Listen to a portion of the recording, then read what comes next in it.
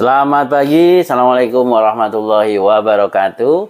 Teman-teman, apa kabarnya hari ini? Mudah-mudahan semakin sehat, semakin memberikan manfaat, dan kita semakin kuat dalam menghadapi kenyataan kita. Baik, teman-teman, kali ini kita bicara tentang hal-hal yang sederhana ya. Kalau di video beta terapi ini selalu berkaitan dengan terapi-terapi komplementer ya. Kalau lihat di video-video sebelumnya, terapi komplementer yang banyak banget itu ya, itu pasti sudah kita kenali. Nah, namun saat ini kita bicara tentang terapi komplementer yang sederhana, yang tidak butuh terapis. Ya. Apakah ada Pak Beta gitu ya? Ada dong gitu ya. Mau tahu atau pengen tahu? Atau pengen tahu banget gitu ya? Karena kadang-kadang seolah terapi komplementer itu hanya dilakukan oleh terapis-terapis ya. Padahal seperti yang saya sampaikan sebelumnya, terapis terbaik adalah diri kita sendiri. Ya, seperti motivator terbaik juga diri kita sendiri. Sehingga yakinkah kita butuh seorang motivator gitu ya? Harusnya nggak butuh, karena terapis motivator terbaik itu dari diri kita. Baik, teman-teman. Terkait dengan terapi komplementer yang sederhana, yaitu yang paling gampang itu jalan-jalan ya.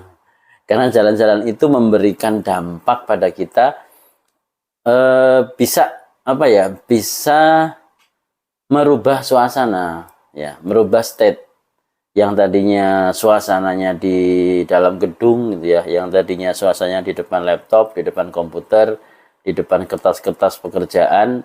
Kita beralih suasana, yang suasana itu di depan lautan misalnya.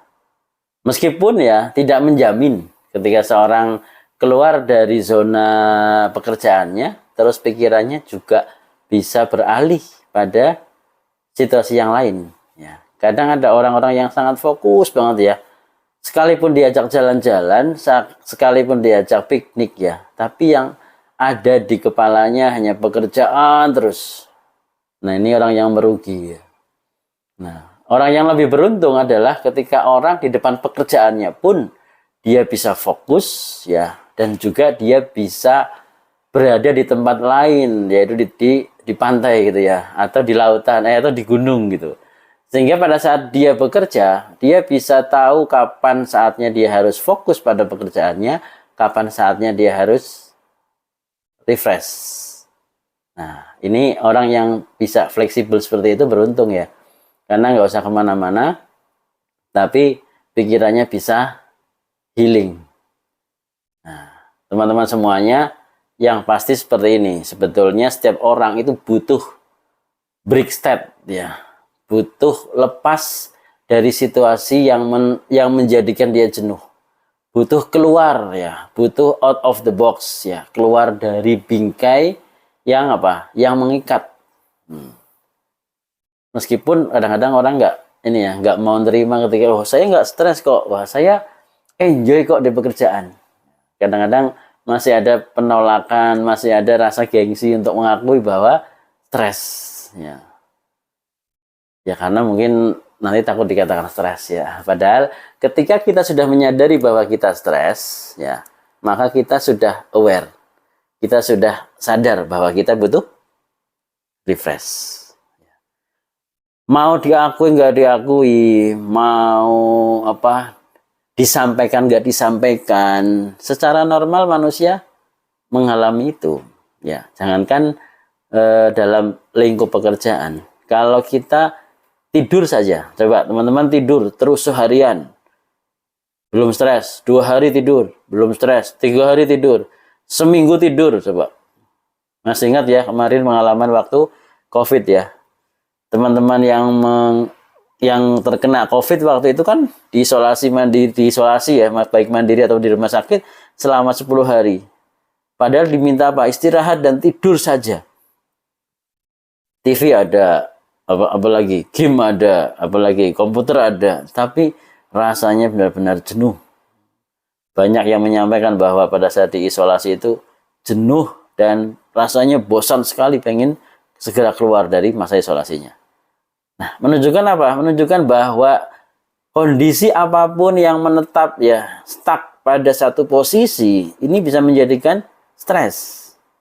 Nah, hanya tinggal kesadarannya, berani nggak menyadari bahwa dirinya stres. Nah, untuk bisa mendapatkan treatment, untuk bisa melakukan healing, penyembuhan dari stresnya, ya, seseorang harus menyadari dulu apakah dirinya mengakui bahwa dia butuh refresh itu atau tidak. Nah, kalau orang yang jaim itu kan nggak mau mengakui ya, karena merasa dirinya kuat, merasa dirinya hebat, ya, merasa dirinya aku nggak stres kok, aku kuat. Nah ini yang ini yang akan menjadikan dia terkunci sendiri dengan situasi hal tersebut.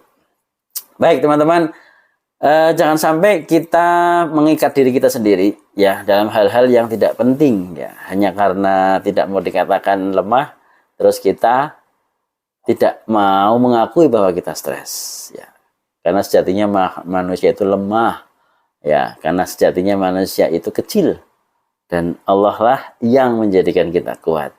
Maka kalau kita merasa lemah nggak apa-apa, memang kita lemah.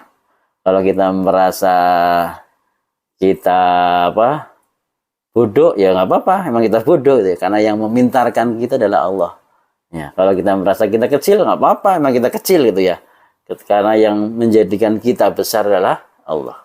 Nah, kalau orang sudah kayak gitu, mudah untuk mendapatkan healing, mudah untuk mendapatkan terapi dirinya. Baik teman-teman semuanya, mudah-mudahan video kali ini bisa menjadikan inspirasinya. Kalau pencerahan kayaknya saya khawatirnya saya nggak bisa mencerahkan ya, malah jadi malah jadi yang lainnya gitu ya. Makanya mudah-mudahan bisa menginspirasi, karena segala sesuatu yang terbaik pasti datangnya dari Allah kepada kita melalui pikiran kita, melalui hati kita, melalui apa yang kita lihat, apa yang kita dengar, apa yang kita rasakan. Dan sesuatu yang menjadikan kita kadang-kadang ragu, menjadikan kita kurang. Karena apa? Karena kita kurang bersyukur pada Allah saja. Oke teman-teman, jumpa lagi di video berikutnya dengan saya Beta Sugiarso di channel YouTube Beta Terapi. Assalamualaikum warahmatullahi wabarakatuh.